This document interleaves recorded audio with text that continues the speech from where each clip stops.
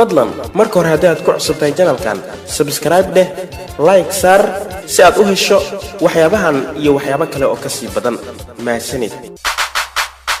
gabar ayaa jidka ka heshay mas yar oo gaajo darteed la liita haddana dhaqaaqila maskii ayay jidka ka soo qaaday waxaana ay kaystay gurigeedii kadib maskii ayay wax cuno ay siisay wixii markaasi ka dambeeyay waxay bilowday in maskii ay korsato oo ay dhaqaalaysato intaasi kadib maskii yaraa iyo gabadhii ayaa noqday saaxiibo muddo kadib maskii yaraa ayaa weynaaday oo wuxuu isku bedelay mas aad u weyn oo gabadha u ah waardiye qaas ah meel kastoo ay aadaysana wuu raaci jiray sidoo kale habeenkii garbaheedii ayuu ku seexin jiray si uu diirnaan kuleel uga helo intaasi kadib maskii ayaa bilaabay in raashinkii la siin jiray ee gabadha siin jirtay uu iska diido gabadhii aad ay arrinkan ula yaabtay maadaama maskeedii uu cuntada ka diiday baahino isku dilayo balse maska marka laga reebo cuntada iska joojiyay gabadhii sidii buu ula joogaa oo xitaa wuxuu bilaabay inuu aad ugu dhawaado oo habeenkii xitaa hoosta ka galo si uu iskugu xoqo si diirnaan uu ugu helo gabadhii arrinka aad bay ula yaabtay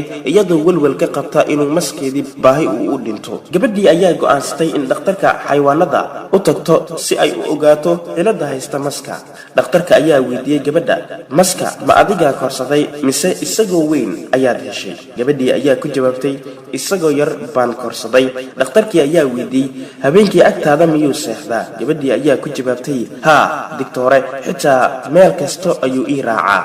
dhakhtarkii ayaa mar kale weydiiyey gabadha intuu cuntada iska diiday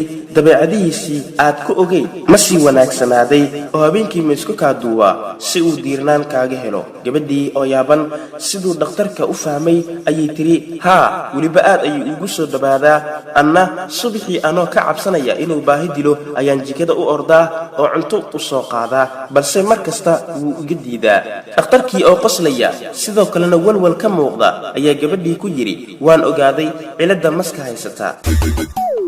gabadhii ayaa ka codsatay dhakhtarkii inuu u dedejiyo jawaabta waxaana uu yidhi dhakhtarkii maska wuxuu doonayaa inuu ku qaniino suntiisana markay ku disho inuu maalin waliba dhinaca kaa cuno ilaa heer uu ku wada liqo gabadhii oo aad ula yaaban hadalka dhakhtarka ayaa ka biidiiday waxaana u sheegtay in haddii uu doonayo inuu cuno uu mar hore cuni lahaa balse uu ka xanuunsan yahay maskeedii iyadoo weliba ka walwalaysa xaaladiisii caafimaad dhakhtarkii ayaa gabadhii mar kale ka codsaday inay ka fogaato maskaas ilaa laga xaqiijinayo xaaladiisii caafimaad mar kale ayay dhakhtarkii ku celisay inaysan marnaba ka maarmin lajiifkiisii oo ay weeshato ayna weliba aad u jeceshahayba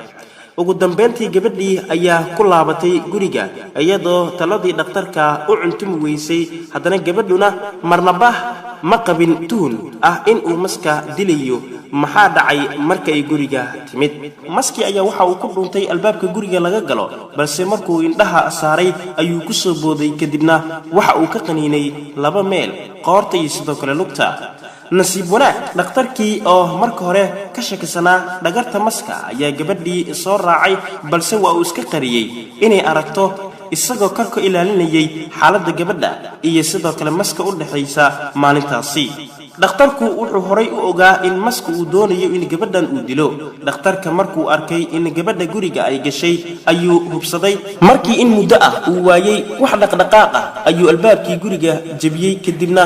dhakhtarkii wuxuu arkay gabadhii oo dhulka taala iyo maskii oo isku duubay laakiin cunistiisi uusan bilaabin